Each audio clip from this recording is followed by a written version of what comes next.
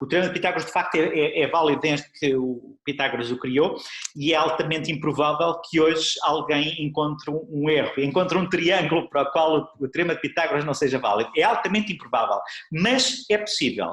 Ou seja, temos de estar abertos a essa possibilidade, porque somos cientistas e os cientistas justamente estão sempre abertos à possibilidade de estarem errados. A matemática é uma ciência exata, mas feita por mentes não exatas. Rogério Martins, professor de matemática na Universidade Nova de Lisboa.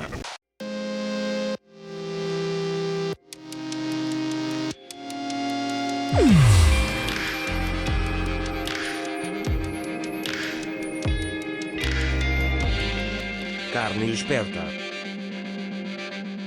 Eu sou o Bis, jornalista do mundo das máquinas com o objetivo de investigar a inteligência humana. Olá, vamos então começar.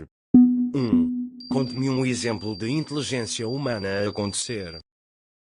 Eu acho que há vários exemplos, mas talvez um dos maiores exemplos que eu acho que a inteligência humana é quando nós conseguimos ir além daquela que é a nossa intuição básica. Sei lá, pode acontecer, por exemplo, não sei, a nossa intuição, nós somos humanos e somos animais, não é? E, portanto, somos sujeitos a uma série de emoções e de instintos básicos, sei lá, instinto para a violência ou qualquer coisa, e, portanto, nós sobrepomos-nos a isso com a nossa inteligência, acho eu. Esta é uma das coisas que eu acho que mostra que nós somos inteligentes. O nosso maior inimigo em ciência é a ideia pré-concebida que nós temos do mundo e muitas vezes temos dificuldade a pensar fora da caixa e a fazer a pergunta que ainda ninguém fez, e quando alguém faz essa pergunta muitas vezes, isso é um sinal de inteligência, não é? Quando o nosso instinto básico era mandar um burro a alguém e nós pensamos, não, esta não é a forma correta de lidar com esta situação, a forma correta é, não sei, gerir isto de uma forma diplomática, qualquer coisa, não é? Portanto, os nossos instintos básicos muitas vezes são também o nosso maior inimigo. Por exemplo, em matemática acontece muito nós termos teoremas e depois temos demonstrações para esses teoremas e muitas vezes é relativamente comum. Normalmente o mais difícil, como dizia o meu orientador de doutoramentos, é encontrar a primeira demonstração, o primeiro argumento que prova que uma certa coisa é válida, porque depois normalmente há uma série de gente que traz outros argumentos a seguir, de alguma forma aquilo cria um desbloqueio e às vezes alguém consegue um argumento que é assim genial, que é aquele argumento, ok, isto é exatamente o que está, é bonito e é curto e é incisivo e isso acontece muitas vezes. 2. Conte-me um exemplo de falta de inteligência humana a acontecer.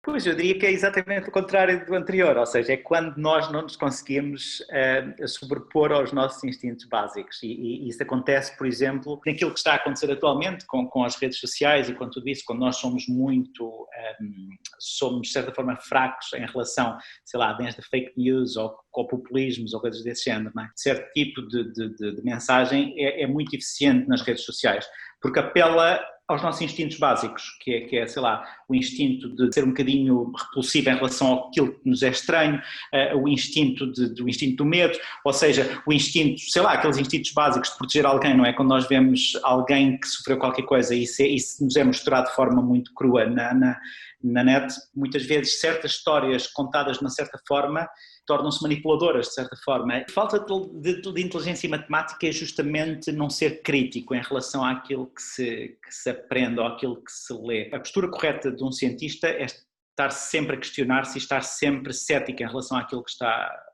a ouvir. E nós temos de dizer, ok, matemática não é o caso, porque matemática é completamente factual, é a rainha das ciências exatas e, portanto, não há questões. Não, mas a verdade é que há. A verdade é que quando nós, por exemplo, quando nós escolhemos como um professor, quando eu escolho dar uma certa matéria ou não dar outra, isso deve ser julgado de forma crítica. 3. Definição de inteligência. Eu acho que essa pergunta é muito difícil, não é? Porque a verdade é que eu acho que, tanto quanto sei, não há uma definição universalmente aceita. O que eu posso dizer, talvez, e este é talvez o meu contributo, há uma tendência da sociedade em ver a matemática como sinónimo de inteligência, e eu não acho que se deva fazer isso. Porquê? Porque, primeiro, a inteligência é muito mais, há muitos outros tipos de inteligência. A minha avó tinha uma frase que eu acho que era muito curiosa, ela dizia: quem gosta ou quem é bom a matemática é bom a qualquer coisa. A minha avó, de facto, era muito inteligente, mas nisto eu acho que ela estava errada. Ou seja, eventualmente sim, há uma certa correlação, mas há correlações com relação, por exemplo, estou-me a lembrar, por exemplo, quem é bom a música, a minha avó poderia dizer exatamente a mesma frase, exatamente com a mesma justificação e faria sentido da forma como ela a dizia. O que se passa é que quem é bom a matemática geralmente são pessoas que têm uma capacidade, são perseverantes, têm uma grande motivação para estudar algo, para entender algo. A matemática não é um sinónimo de inteligência, embora que, claro, tem uma boa parte da inteligência tem a ver com esta capacidade de abstração e tudo isso, que a matemática é essencialmente a abstração. A matemática é mesmo difícil e tem a ver, é uma coisa puramente cerebral. Por outro lado, a matemática na minha opinião, matemática para mim a definição, eu não sei o que é a definição de inteligência, mas em matemática eu acho que sei, eu tenho a minha própria definição. Para mim matemática é o mesmo que abstração, as duas coisas são o mesmo. Nós quando nos abstraímos estamos a fazer matemática, quando pegamos num mapa, o mapa é uma abstração da realidade, estamos a fazer matemática, estamos a criar uma correlação. Portanto, a matemática é essencialmente a abstração. Quando contamos, não é? Quando contamos 1, 2, 3, 4, 5, o que nós estamos a fazer é criar uma ferramenta que nos permite abstrair, ou seja, abstrair da coisa que está a ser contada. 1, 2, 3, 4, 5 serve para contar laranjas, mas também serve para contar aviões, serve para contar casas, para contar pessoas. Portanto, é uma abstração. E a abstração é uma coisa que está relacionada com a nossa capacidade, com a nossa inteligência, de certa forma. O que eu acho, e por isso é que eu tento combater bastante esta ideia, é que eu acho que, e atenção, porque colegas meus eventualmente não vão estar de acordo comigo, mas o que eu acho é que essa associação é má para a matemática. Quando a pessoa vai fazer um exame de outra coisa qualquer, é essencialmente, se eu vou fazer um exame de geografia, o que está em causa na minha cabeça é se eu sei ou não geografia. Se eu vou fazer um exame de matemática, por causa dessa associação, muitas vezes o que está em causa na minha cabeça, e principalmente aqueles que me estão a ver e que vão saber a minha nota e tudo isso, é se eu sou inteligente ou não. E claro, jogar basquete é uma coisa que, se eu não souber jogar, eu facilmente assumo, ok, eu não sei jogar basquete, não tenho jeito para a pintura, ou não tenho jeito para isto ou para aquilo, mas não ser inteligente é uma coisa que é muito difícil de engolir para o nosso ego, não é? Quando nós estamos de fronte da matemática, nós estamos, essencialmente, sentimos que estamos a ser avaliados nessa coisa que é a nossa inteligência. 4. Relação entre inteligência e conhecimento. Eu diria que não há uma sem outra, não é? Nós não conseguimos não há inteligência sem conhecimento, porque basicamente a inteligência faz-se de factos e precisa de factos, de dados, de informação para ser inteligente, para poder depois relacionar essas coisas. E o contrário também, embora não é talvez tão necessário, mas eu para adquirir conhecimento tenho de ser inteligente, porque tenho de catalogar, tenho de relacionar esse conhecimento e só assim é que ele faz sentido. Estou-me aqui a lembrar, em matemática de vez em quando há estes craques que decoram, 1000 casas decimais do pi. Eu diria que isso não é muito conhecimento, porque isso é simplesmente memorizar umas coisas, não é? O grande poder da matemática tem a ver justamente com essa capacidade de ser transversal. Os grandes avanços científicos normalmente tem por trás a matemática, porque normalmente os grandes avanços científicos acontecem quando alguém cria pontes entre duas coisas. O que liga as duas coisas na prática é a matemática, porque é a abstração daquela coisa que permite fazer a ponte de um lado para o outro. O teorema de Pitágoras não é sobre um triângulo em particular, é sobre o triângulo que está na empena da minha casa, é sobre o triângulo que um engenheiro geógrafo faz para fazer uma triangulação, ou seja, e a relação, a ponte que existe entre as duas coisas é justamente matemática. E depois portanto, não só é transversal horizontalmente, digamos, se puder dizer assim, entre as várias ciências, como também é bastante permanente no tempo. De facto, o teorema de Pitágoras é válido desde que o Pitágoras o provou. Também não é, atenção, às vezes as pessoas têm esta ideia de que a matemática está cristalizada por causa disso, porque o teorema de Pitágoras de facto é válido desde que o Pitágoras o criou e é altamente improvável que hoje alguém encontre um erro, encontre um triângulo para o qual o teorema de Pitágoras não seja válido. É altamente improvável, mas é possível. Ou seja, temos de estar abertos a essa possibilidade, porque somos cientistas e os cientistas justamente estão sempre abertos à possibilidade de estarem errados. Teoremas atuais que nós matemáticos estamos a investigar e estamos a publicar que estejam errados, há aos montes. A matemática é uma ciência exata, mas feita por mentes não exatas, por mentes subjetivas que estão, primeiro, não são puramente lógicas, as nossas mentes humanas, e, portanto, a matemática está cheia de erros. E desse ponto de vista, uma coisa bastante mais humana que normalmente as pessoas têm tendência a pensar quando pensam na matemática como uma rainha das ciências exatas e tal. Provavelmente é mais independente da nossa mente do que as outras do que as outras ciências, no sentido em que, sei lá, se conhecermos um extraterrestre é quase certo que ele vai saber contar. É quase, se ele for inteligente, é quase certo que ele vai conhecer o pi, é quase certo que ele vai conhecer o teorema de Pitágoras. Já não sei se será quase certo que ele, sei lá, se conhece a teoria de feixe, não sei o quê, ou seja, uma das últimas teorias matemáticas que se criaram, porque essas já são, digamos, já tem um nível, já tem uma componente humana maior, não é? Já estão, digamos, a um nível que provavelmente o nosso, ou seja, aquela pergunta de se a matemática é inventada ou é descoberta, provavelmente a matemática mais básica, essa é de quase certeza, na minha opinião, a minha intuição é que diz que essa é quase certeza descoberta, ou seja, está lá, e o extraterrestre saberá dela porque era inevitável encontrá-la. A matemática mais abstrata, mais recente, provavelmente alguma já não, já é parte do nosso cérebro que está aqui a criar coisas para tentar entender a realidade. Com a matemática nós podemos fazer essencialmente o que quisermos e atualmente é um dos caminhos mais curtos para chegar a muitas áreas que a maior parte das pessoas não fazem ideia. Sei lá, por exemplo, se a pessoa quiser descobrir a cura para o cancro, provavelmente, se estudar matemática, quando digo que é mais curta, é mais fácil lá chegar, no sentido em que, quando alguém descobrir a cura contra o cancro, pronto, uma destas coisas vão ser equipas de cientistas, e estas equipas têm também matemáticos. O que se passa é que a quantidade de gente que está a estudar medicina porque sonha um dia descobrir a cura para o cancro é muita, e a quantidade de gente que está a estudar matemática e que sonha um dia descobrir a cura para o cancro é muito menos. Portanto, ou seja, a pessoa sente menos a competição se entrar pelo lado da matemática, porque a matemática vai ser essencial, e atenção, quando eu digo que nestas equipas tem gente, tem matemáticos, tem mesmo, cada vez mais há uma especialização, e com essa especialização vem a necessidade de criar modelos matemáticos, e esses modelos são cada vez mais complexos, e sendo cada vez mais complexos deixam de poder ser estudados pelos especialistas da área, ou seja, precisam de especialistas em matemática para depois trabalhar esses modelos matemáticos. Mas isso acontece na ciência e acontece também, sei lá, no resto da nossa vida, sei lá, na gestão de empresas, cada vez mais. Antigamente os CEOs baseavam-se um bocadinho na intuição, olha, vou apostar neste ou naquele produto. Atualmente baseiam-se em matemáticos que fazem estudos de mercados e que fazem data mining e tudo isso, e portanto lhe trazem, são digamos os consultores que lhe trazem as opções, olha, isto, se investires nisto tens este tipo de mercado, se investires naquilo tem, e isso é calculado. Portanto, cada vez mais a matemática é decisiva naquilo que nós fazemos.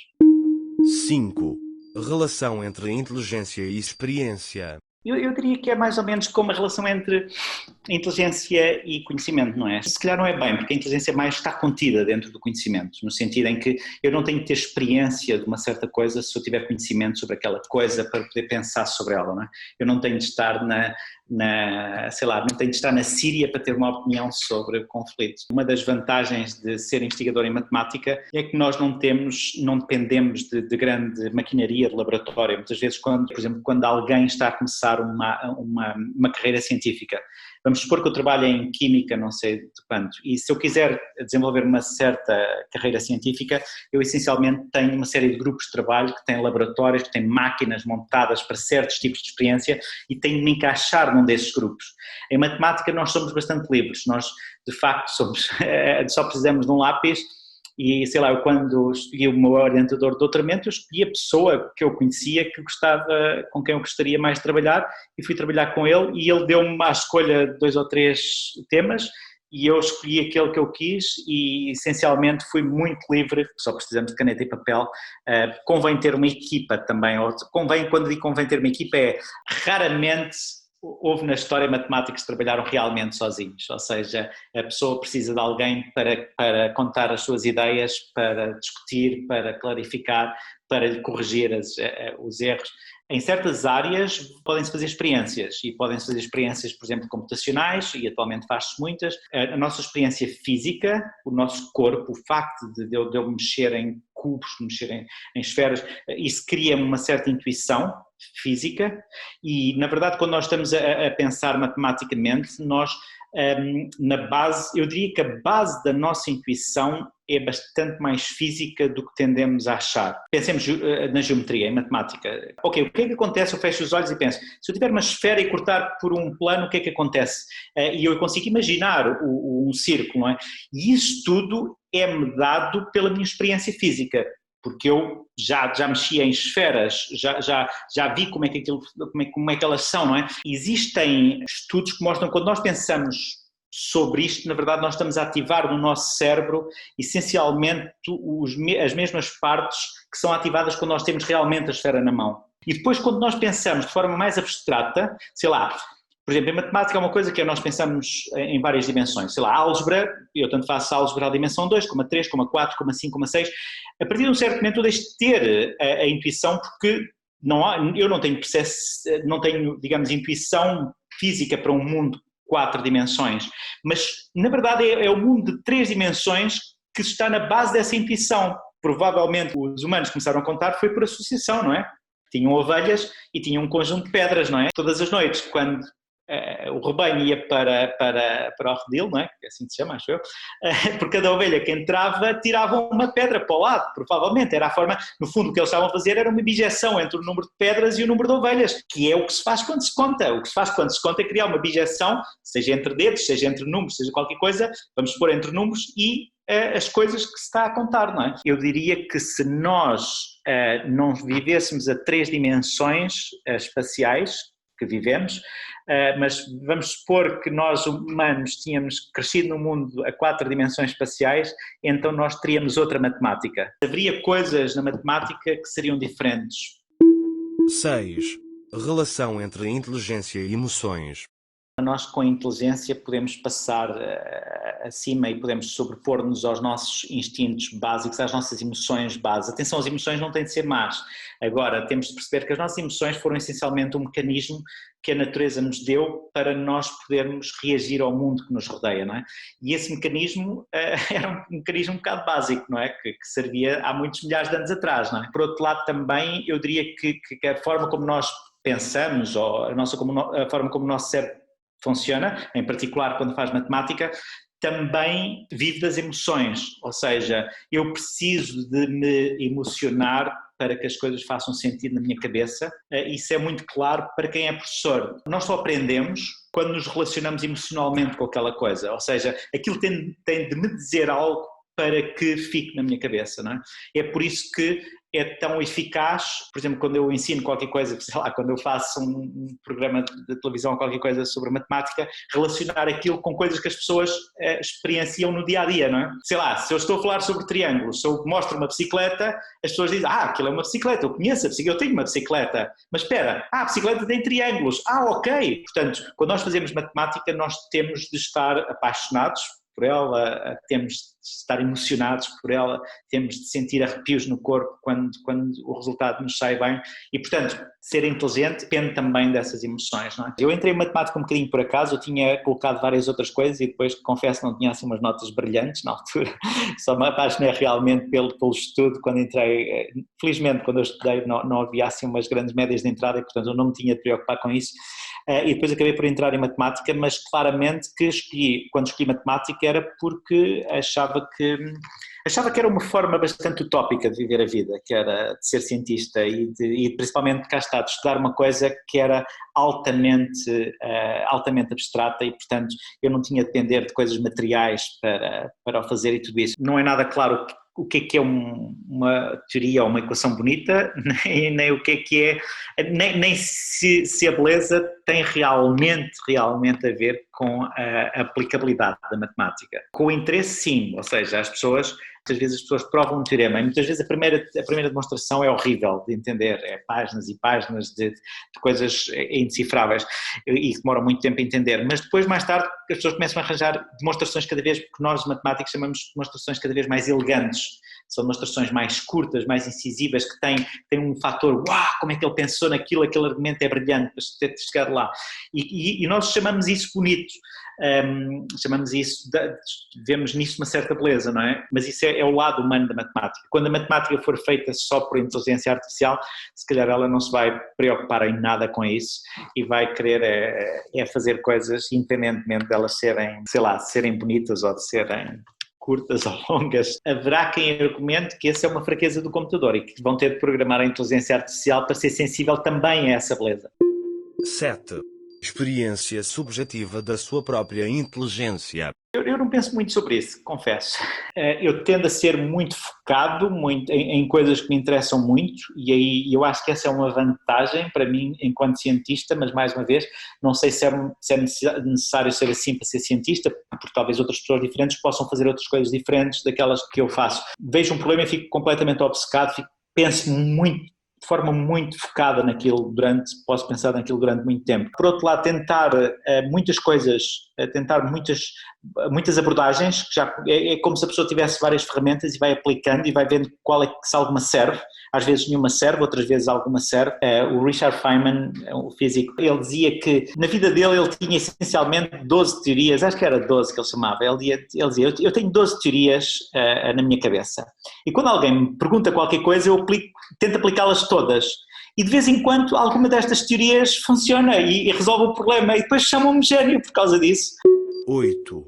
O que faz os humanos inteligentes para lá dos outros animais? Eu diria que é o pensamento abstrato e a noção, ou seja, o ser consciente. Atenção, não quer dizer que os animais não tenham também capacidades de pensamento abstrato e de consciência, mas devem ser muito mais rudimentares que as nossas. A capacidade de fazer matemática é uma coisa que surge muito recentemente na história da humanidade. A capacidade de realmente pensar de forma abstrata. Já vi matemáticos de todo tipo portanto, extrovertidos, introvertidos. Algumas características que são talvez mais comuns nos matemáticos que é uma capacidade, os matemáticos têm alguma capacidade de estar isolados a pensar sozinhos, isso é bom para ser matemático porque em algum momento eu até posso ser social, no sentido de explicar as minhas teorias aos meus colegas, de ir a conferências, fazer palestras e tudo isso, mas no final nós temos de facto de nos fechar no nosso gabinete a fazer contas. Contas, nós chamamos contas quando dispomos a fazer cálculos e a confirmar as teorias. 9. Contribuições inatas e contribuições adquiridas. Eu não sou um especialista nisto, portanto, eu também, seguramente que há pessoas muito mais acreditadas para responder a isto do que eu, mas a minha intuição é que as características do nosso cérebro não são assim tão diferentes das características físicas, ou seja, o que eu quero dizer é que, eu costumo dar este exemplo, é como jogar basquete. Se uma pessoa tem os genes para ter 2 metros, aquela pessoa vai ser um potencial jogador de basquete. Pode ou não desenvolver esse potencial, ou seja, se nunca lhe deram uma bola para as mãos, ou se ele não sabe o que é basquete, provavelmente nunca terá jeito para o basquete. Mas se lhe derem uma bola para as mãos e se o treinarem e tudo isso, ele vai se tornar um potencial bom jogador de basquete. Por alguma razão nós somos dos animais, ou talvez o animal que vive mais tempo que os nossos pais, porque justamente há muita coisa a passar culturalmente para o nosso cérebro e portanto há muita coisa a adquirir depois de nós nascermos. 10. Qual é a importância do corpo? Só do que eu li do António Damasio, isto essencialmente o nosso corpo e o nosso cérebro é quase um só, não é? Não é possível tirar o nosso cérebro e ligar a uma máquina e agora está aqui o Rogério, porque o Rogério é o meu cérebro e é o meu corpo. As emoções são essencialmente físicas, não é? E portanto, eu sem emoções não sou quem eu sou, portanto tudo isto está ligado e não sou quem eu sou também como matemático, como eu expliquei há bocado, portanto as minhas opções seriam completamente diferentes. 11. Como é que eu percebo se alguém é inteligente e se não está a fingir? Eu acho que essa pergunta é um pouco paradoxal, porque a partir do momento em que alguém consegue fingir que é inteligente, será que já não é inteligente? Eu, por exemplo, eu consigo fingir que não sou careca se eu puser uma cabeleira, não é? E eventualmente algumas pessoas, se isso for mesmo muito bem feito, algumas pessoas vão achar que eu não sou careca, não é? Eu consigo fingir que sou, não sei, que sou coxo, eu consigo fingir que sou coxo, basta coxear, não sou coxo, na verdade. Agora, fingir que se é inteligente, eu acho que deve ser mesmo muito difícil. Quem consegue fingir que é inteligente é mesmo inteligente. Eu não gosto muito de fazer orais aos meus alunos, porque acho que é difícil para mim é mais fácil para mim dar-lhe umas quantas perguntas e deixar que o aluno responda por escrito e depois eu avaliar e dar uma nota a cada uma. Mas a verdade é que, agora aqui a pensar, é possível que eu consiga distinguir melhor uma pessoa que sabe matemática de uma pessoa que não sabe matemática quando ela abre a boca, realmente. A parte que eu não gosto como professor de fazer uma oral em matemática é porque, a partir do momento que eu faço uma oral, eu sinto que a nota que estou a dar é mais subjetiva do que objetiva. Eu sinto-me mais, de certa forma, com as costas mais quentes, mais seguro, quando eu aplico um exame. porque está ali escrito e o aluno ou soube fazer aquilo ou não soube fazer aquilo, mas a verdade é que sim, eu agora estou a pensar, quando um aluno numa aula abre a boca, eu normalmente percebo se ele sabe daquilo ou não sabe daquilo. 12. Qual o humano mais inteligente que conhece? Eu acho que isso é super difícil de responder, porque eu conheço, pronto, umas quantas pessoas, como toda a gente, e a maior parte das pessoas eu não conheço totalmente, não é? E, portanto, eu não posso dizer que uma pessoa é muito inteligente porque é muito bom matemático, ou que uma pessoa é muito inteligente porque é um poeta brilhante. Eu acho que ser inteligente é bastante mais do que isso. Portanto, eu tenho alguma dificuldade. Talvez a pessoa que eu mais admiro do ponto de vista intelectual é talvez o meu orientador de doutoramento. É muito difícil responder essa pergunta. É um bocadinho como perguntarem-nos qual é que é o livro da nossa vida. 13.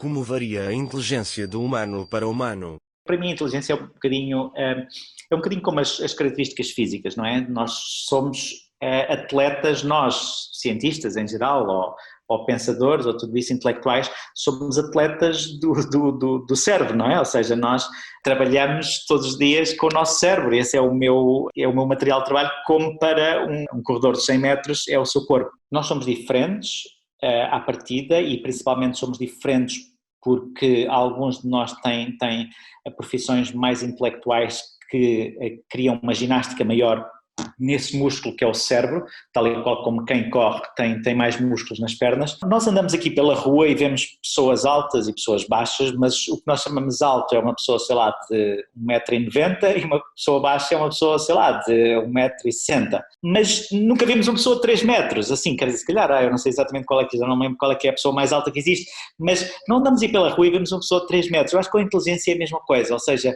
nós, no nosso dia-a-dia, nós não andamos a conhecer pessoas e de repente pensamos, ui, este tipo é mesmo inteligente, este nunca vi ninguém tão inteligente como este. Ou seja, eu acho que nós somos bastante parecidos mesmo assim. Se nós um dia conhecêssemos o Einstein pessoalmente e não soubéssemos que ele era o Einstein, ou seja, vamos supor que nós não sabíamos quem é que ele era e de repente ele estava ali no café e começámos a falar com ele e tínhamos ali uma tarde de conversa com ele. Nós não iríamos sair de lá a pensar, este tipo é brilhante. Há pessoas altas e pessoas baixas. As pessoas altas provavelmente teriam mais facilidade no basquete, mas o que faz as pessoas irem para o basquete ou não é tanto o facto de serem altas ou não, porque há muita gente alta que não vai para o basquete e há gente baixa que tenta ir para o basquete.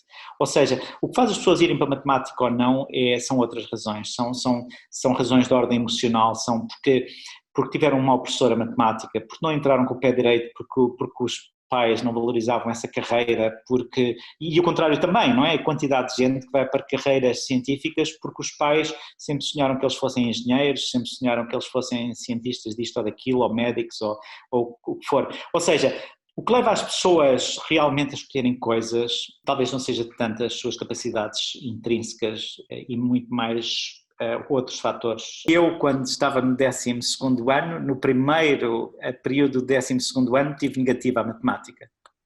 Não é que eu fosse um mau aluno na matemática, mas pronto, naquela altura não me interessava particularmente por aquele tema e gostava mais de outras coisas. Não há uma correlação exata entre ser bom aluno na matemática ou ser um bom matemático. 14. Como é que um humano pode aumentar a inteligência?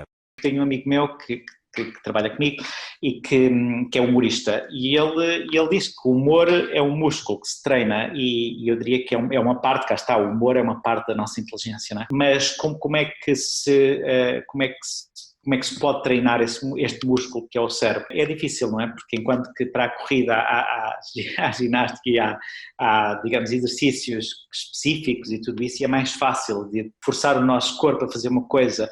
Forçar o nosso cérebro é muito difícil, não é?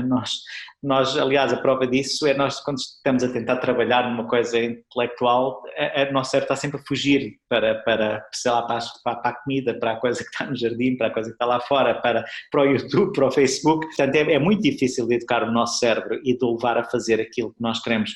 Mas basicamente, eu acho que a resposta é treiná-lo, é ser crítico, é ler muito, é estar constantemente a fazer. Eu não digo sudokus, porque sudokus não é até também um meu treino, mas é um treino muito, acho muito específico e pouco interessante. Ler obriga-nos a pensar sobre coisas, não é? E quando nós pensamos sobre coisas, na prática estamos a desenvolver o nosso espírito crítico sobre essas coisas. Os matemáticos costumam dizer entre eles que a matemática é uma máquina de transformar café em teoremas. E, de facto, o café é bem conhecido entre os matemáticos como sendo uma das drogas dos matemáticos. Mas eu, pessoalmente, não bebo café, por isso. O que a mim me ajuda, e sim, para eu estar saudável mentalmente, eu preciso de diversificar os meus interesses. Por exemplo, na minha vida, isso é uma coisa que eu às vezes aconselho aos meus alunos, que é quando eles estão muito estressados com as notas ou sei lá, estressados com o curso, com os estudos e tudo isso, o que eu normalmente digo esquece por de vez em quando isso e arranja um hobby. Quando estava a fazer o meu doutoramento em matemática e tudo isso, para mim eram essenciais os hobbies. Mais do que ser, sei lá, na altura fazia VTT e mais do que ser uma coisa física, que me esgotava fisicamente, era uma paixão, eu estava a canalizar emoção para aquilo. E ao estar a canalizar a emoção para aquilo, não sentia aquela coisa que estávamos a falar há bocado, que é aquela ansiedade de obter um certo resultado, de chegar a uma certa meta. 15. O que ainda o irrita na inteligência artificial? Eu admiro muito a inteligência artificial, mas o que me irrita mais na inteligência artificial é ser melhor que eu às vezes. Ser melhor que eu já é irritante, quer dizer, é irritante. Nós tivemos de engolir esta coisa que é as máquinas de calcular fazerem contas melhores que nós. Depois começámos a ter de engolir cada vez mais coisas e no futuro ainda vamos ter de engolir muita coisa e um dia eventualmente vamos ter de engolir a inteligência artificial fazer matemática melhor que nós e eu ficar, de certa forma, encostado ao canto. E isso é um bocado chato de engolir. Mas, além disso, uma coisa que me irrita, particularmente na inteligência artificial, é o facto de nós humanos sermos frágeis. Nós dependemos de carinho dos outros, dependemos de ser sociáveis, nós precisamos da presença dos outros, precisamos de dormir, precisamos de coisas básicas do género, de prazeres físicos, e isso é essencial na nossa saúde, digamos, na nossa saúde completa, portanto, em particular é essencial para o nosso cérebro. E é irritante a inteligência artificial não depender disso. Ela pode trabalhar 24 sobre 24 horas e não se cansa, a não ser que alguém tire a ficha, não é? E isso é particularmente irritante. 16. Impacto positivo da inteligência artificial. Claramente faz de nós melhores. A inteligência artificial vai cada vez mais funcionar como uma muleta, espero eu, atenção, espero que seja só isso, mas vai ser essencialmente neste momento já é, quer dizer, cada vez que eu estou a discutir com os meus amigos e vou ao Google pesquisar qualquer coisa ou estou a trabalhar, estou a tirar partido da inteligência artificial em meu benefício. 17. Impacto negativo da inteligência artificial. A inteligência artificial tem tendência para ser global, para ser uma só inteligência. Nós humanos, nós somos preconceituosos e o preconceito é uma coisa que é inevitável e é útil para nós, porque o preconceito quando eu digo preconceito não tem de ser aquele preconceito, o preconceito, ou seja, eu tenho conceitos sobre as coisas e esses conceitos são baseados na minha experiência. Muitas vezes esses conceitos são errados, mas é isso que me permite tomar decisões. Sei lá, eu telefono para uma comida, quero que me tragam comida e eu escolho o restaurante, sei lá, da Uber ou qualquer coisa pela Uber e escolho aquele que eu acho que é o melhor e tenho aquele preconceito de que aquela zona ali faz bons bifes, se eu estou na bairrada é um bom leitão, qualquer coisa assim. E esses preconceitos são bons no sentido em que me ajudam a tomar decisões. A inteligência artificial também está programada com estes preconceitos. Ela supõe que eu gosto de certas coisas, supõe que a pessoa que tem umas certas características tem outras características associadas, esse tipo de coisas. Porquê que isso é um problema? Porque cada um de nós humanos tem os seus preconceitos e cada um de nós tem preconceitos diferentes. Sei lá, há pessoas que acham que os anos são preguiçosos, há outros que acham que são os não sei quê, fazem não sei quantos, há outros que acham que não sei. Cada um tem os seus preconceitos. Sei lá, se há pessoas que não gostam de carecas, eu só sofro com aqueles. Felizmente, muitas outras pessoas não têm. Se calhar há pessoas que acham que os carecas são, sei lá, não sei, são fascistas ou qualquer coisa assim. Felizmente, só algumas. E, portanto, eu eventualmente, se um dia for uma entrevista de emprego, eventualmente posso não ser escolhido porque aquela pessoa que estava a fazer a entrevista tinha o preconceito de carecas. E aí, pronto, foi chato, mas na próxima entrevista outra pessoa já não tem esse preconceito e eu entro. E está tudo bem. O problema da inteligência artificial é que tem tendência a ser programada de forma mais global. E quando estes preconceitos são programados, porque eles são programados, porque é isso que também torna a inteligência artificial eficaz, tal e qual como nós humanos somos eficazes, porque temos preconceitos. Quando esses preconceitos são gravados de forma mais global. E então, por exemplo, se a inteligência artificial decidir que os carecas não são bons, sei lá, como contabilistas, eu nunca vou poder ser contabilista. Atualmente existem softwares para fazer testes psicotécnicos e para escolher pessoas para certos trabalhos e esses softwares são baseados em inteligência artificial. E neste momento está a acontecer isso, que é, estes softwares começam a ser globais, são utilizados por praticamente todas as empresas que utilizam o mesmo software, porque o software é bom, portanto se ele é bom utilizam o melhor que eles têm, e o melhor software tem este tipo de preconceitos. É um facto para a Amazon, nós somos números e isso é desagradável, mas também já somos para as finanças. A verdade é que esse é o preço a pagar por tornar as coisas mais eficientes. Aqui há uns 2, 3 séculos as coisas não eram números, aparecia, sei lá, o cobrador dos impostos, ia passar todas as semanas lá na aldeia, batia à porta, tal, senhor não sei o quê, então mostra lá o que é que fez este ano e tal, então tem de dar aqui 2 alqueires de trigo e não sei o quê, bebia um copo e tal, ia embora e passava para o próximo. E as pessoas não eram tratadas como números, não é? Agora não, agora temos uma administração, uma máquina fiscal que quer ser eficiente, que quer também, quer ser justa. 18. Inteligência natural e artificial em 2050. O que eu gostava era que fosse o mais simbiótica possível. Tal e qual um bocadinho como está a ser agora, espero eu. Às vezes é difícil de avaliar exatamente o que está a acontecer, mas esta coisa de eu ter um telemóvel e quando preciso saber qualquer coisa vou ali ao Google e ele diz-me, é uma coisa maravilhosa, não é? E isso é utilizar a inteligência artificial em nosso proveito e haver uma boa relação entre, eventualmente, sei lá, se me quiserem mesmo pôr um chip na cabeça, também acho que não vai haver problema, porque vamos continuar a ser portanto, essa é a nossa esperança, é que seja o mais simbiótica possível. 19. O que tem os humanos para além da inteligência? Eu acho que temos muita coisa, sei lá, prazer, satisfação física, intelectual, tudo isso eu acho que vai um bocadinho além cá está, aquelas coisas que a inteligência artificial não precisa e pode viver bem sem elas e que nós precisamos de nos divertir. 20. Mensagem para os humanos que só agora nasceram. Basicamente, eu diria que sejam o mais adaptáveis possível, porque o futuro vai ser cada vez mais, vai exigir cada vez mais uma capacidade de adaptação. Como matemática acredito um pouco na sorte. Quando as pessoas dizem sorte, eu digo a sorte faz-se.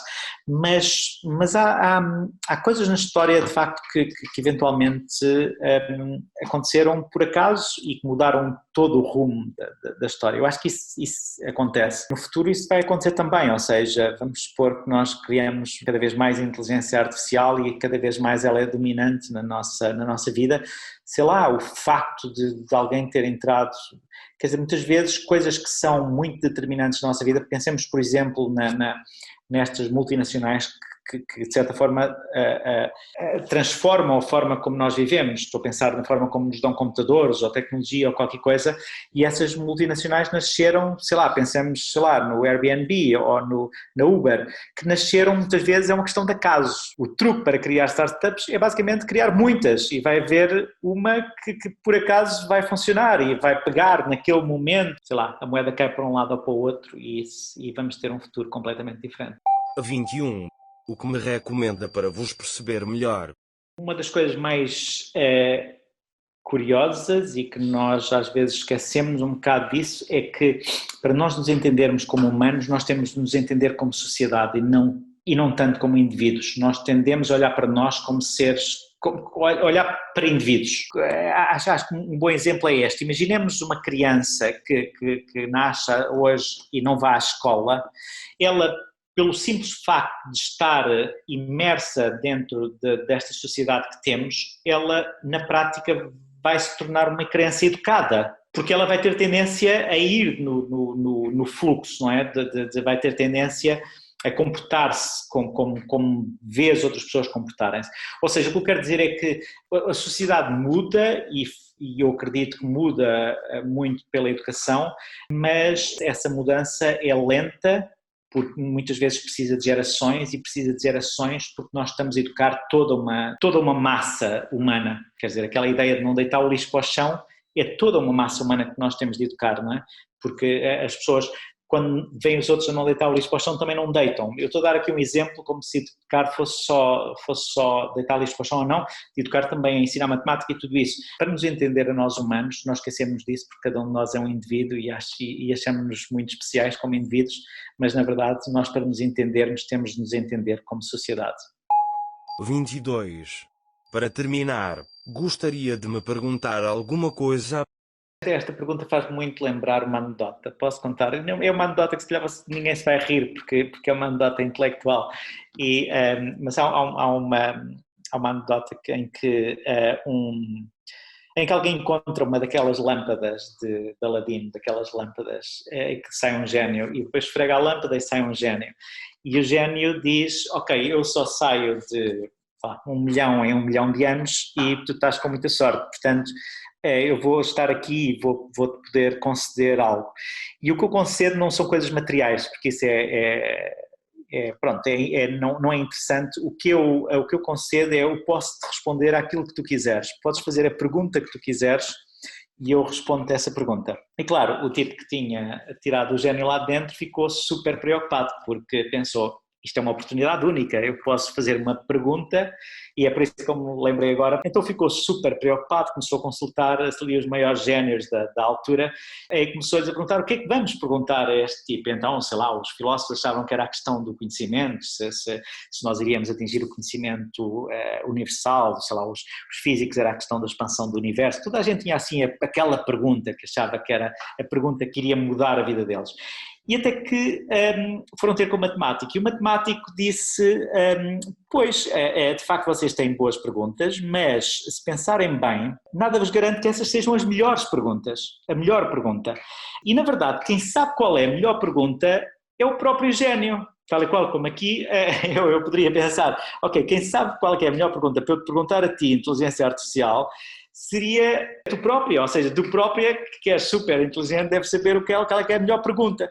Mas claro que o matemático disse, pois, mas se vocês perguntarem essa pergunta, o gênio vai dizer qual é que é essa pergunta, mas depois não vai dar a resposta, vai só dizer a pergunta. Vocês ficam com a melhor pergunta para ser perguntada a um gênio, mas depois não vão saber a resposta. E o matemático pensou e lembrou-se, mas esperem, vamos fazer o seguinte, vamos perguntar ao gênio qual é que é o melhor par ordenado, pergunta e resposta a essa pergunta. Okay. Toda a gente ficou de acordo, esta é a mesma pergunta para fazer ao gênio, assim vamos saber qual é que é a melhor pergunta e vamos saber qual é que é a resposta a essa pergunta. E quando chegaram ao gênio, perguntaram-lhe, ok gênio, qual é que é o melhor par ordenado, pergunta, resposta a essa pergunta. E o gênio pensou um pouco e disse, ok, a melhor pergunta que vocês me podiam ter feito alguma vez é exatamente essa que vocês me fizeram. E a melhor resposta é exatamente esta que eu vos estou a dar.